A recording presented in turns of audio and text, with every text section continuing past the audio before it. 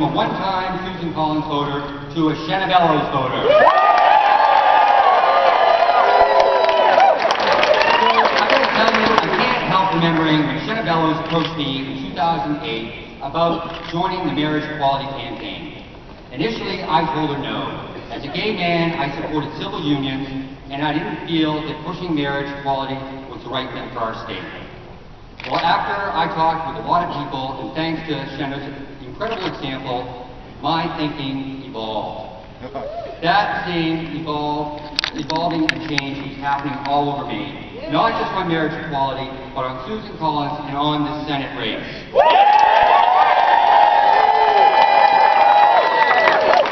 Shenna Bellows is what the future of Maine looks like. She's progressive and hardworking, but Shenna is also down to earth, and she puts people ahead of politics. Shenna is not the kind of candidate who thinks that she has to tell us what we want. She knows what the people of Maine want. We are evolving as a state and a community, and Shenna is already ahead of that curve. That is why it gives me such great joy and honor to introduce our next senator from the great state of Maine, Shenna Bellows.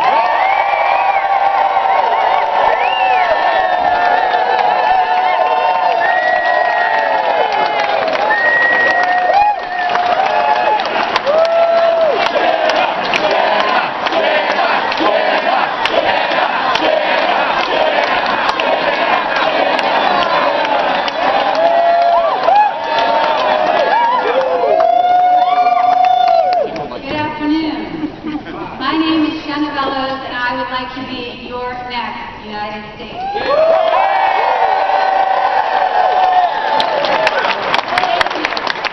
Thank you, Bangor. Thank you, Mr. King, for endorsing me. Thank you, Mainers. Thousands of Mainers from all across the state, from over 365 Maine towns, from Kittering to Fort Kent, who have helped me raise over $1 million.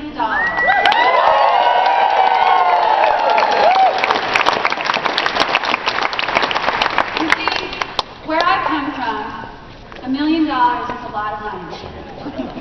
I grew up just outside of Ellsworth, in the town of Hancock. My father's a carpenter, and we struggled when I was a kid. One Thanksgiving, my parents realized that they had about $25 left in the checking account and no work coming in to my father's business.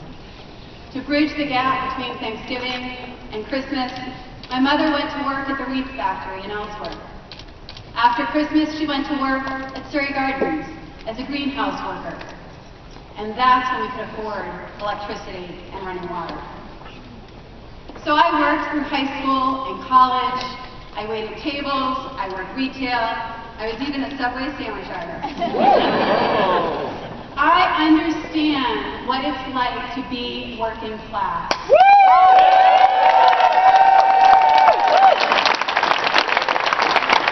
And I am running for the United States Senate because I believe that working people deserve a voice in Washington.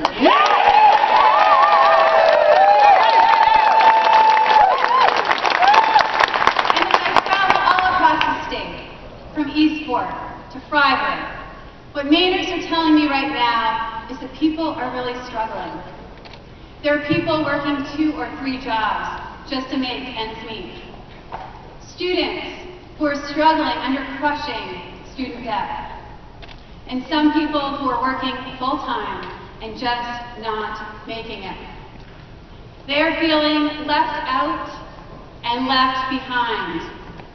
I will fight for working Mainers.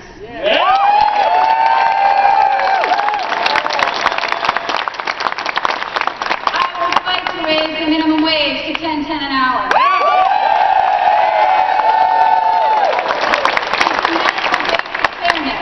People need work to support their families, and people who work should be able to make enough to put food on the table, to pay their bills, and to have a better life. Now, too many Republicans Washington seem to have forgotten what it means to struggle. Republicans in Washington, including my opponent, Republican Susan Collins, voted against equal pay for equal work. They voted against investments in small business. And they even voted against raising the minimum wage. It makes you wonder how someone like my opponent, who makes over $174,000 a year as a member of Congress, can think that $21,000 a year is too much for working Americans. The daughter of a carpenter, I will never forget my working class roots.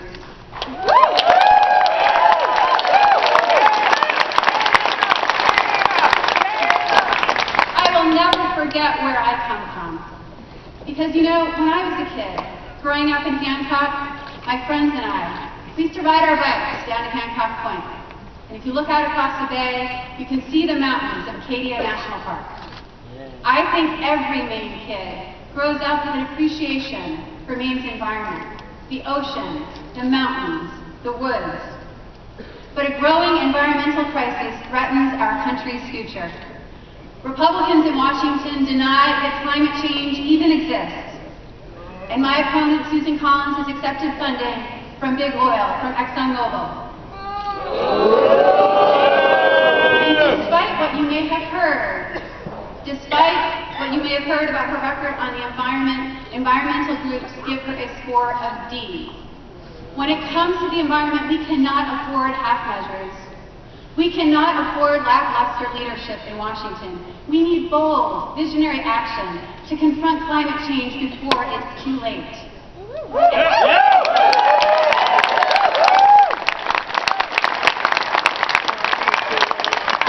And in every threat lies an opportunity. Maine, with our tremendous natural resources, can be a world leader in conservation and renewable energy.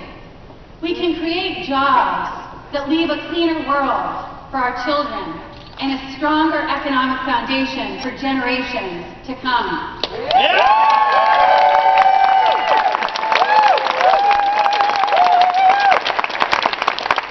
Turning these challenges into opportunities for the future won't be easy. Indeed, the pundits and career politicians may say that it's impossible. But here in this hall and all across Maine, we've won many fights that people thought were impossible before. Remember the Mainers United for Marriage campaign? I remember when it came time to make a decision about whether or not to move forward to the ballot. We had lost in 2009, and many people were urging me and other members of the executive committee to wait. The voters aren't ready, they said. It's too soon. You will never win, they said. But they were wrong.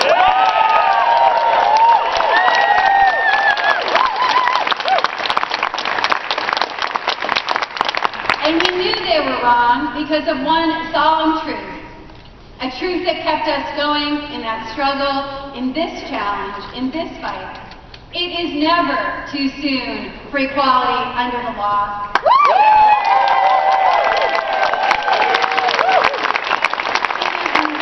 It is never too soon for freedom and fairness.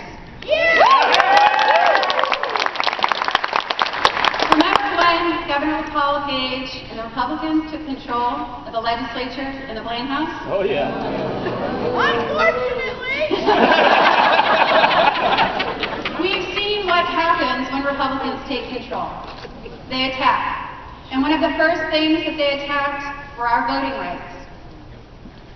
I crisscrossed the state, leading that campaign, debating Republicans, including Susan Collins' spokesman, who was leading the fight to take away our voting rights. But we won. Yes, we won in every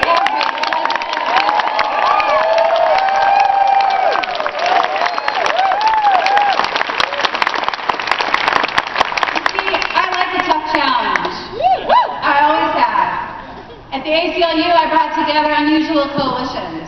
I brought together gun owners and librarians to fight the Patriot Act.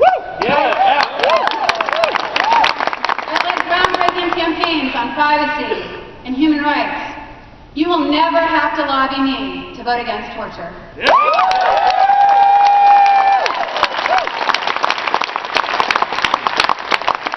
The New York Times called me the Elizabeth Warren of civil liberties.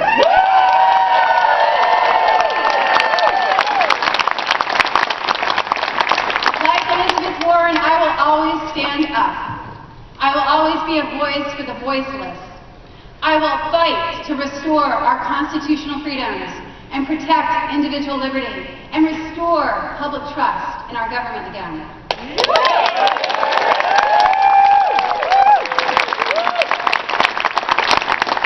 Now we can win this race, but I need your help to do so.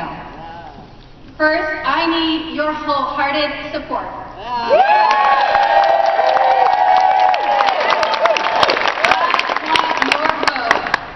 I'm going to tell you something, the secret to our campaign strategy, how we win. Ready? Yeah. Ready? Yeah. If every Mainer who voted for Barack Obama votes for me, I will be your next United States.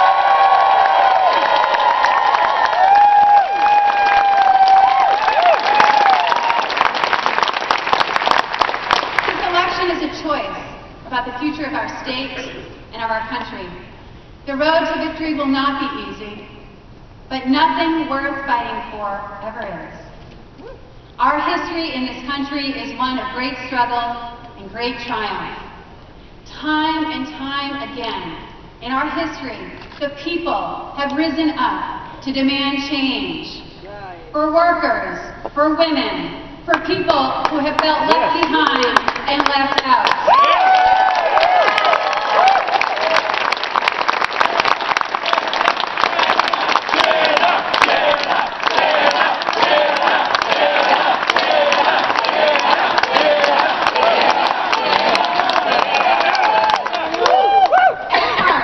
I'm an organizer.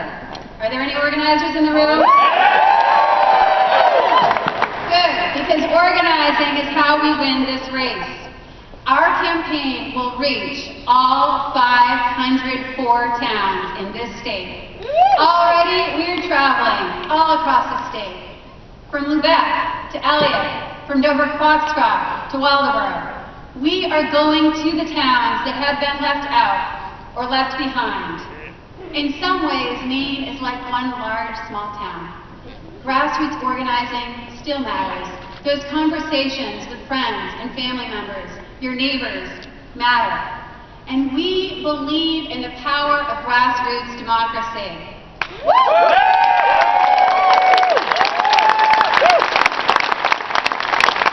believe that the system may be threatened by dark money and corporate greed, but it is not broken. That's right. Because corporations are not people. No, they're not. And we believe that we, the people, together can secure a more perfect union. We, the people, together can make a difference. We can make change. Together, we can and we will win.